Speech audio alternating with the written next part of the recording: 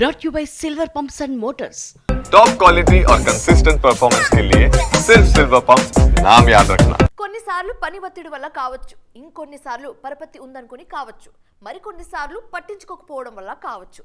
ఎలా జరిగినా తప్పు తప్పే. సినిమా ఇండస్ట్రీలో ఆ తప్పులు మరింత గట్టిగా వెంటాడుతూనే ఉంటాయి. ఇప్పుడు శంకర్ విషయంలో కూడా ఇదే జరిగింది.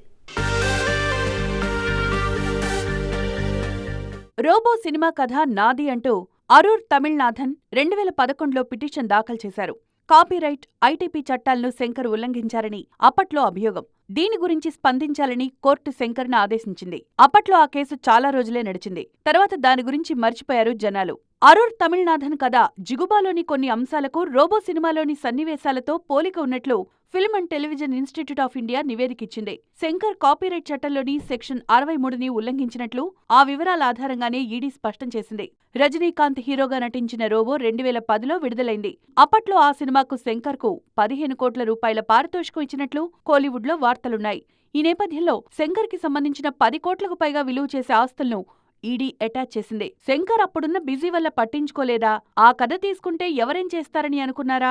కారణాలేవైనా కావచ్చు.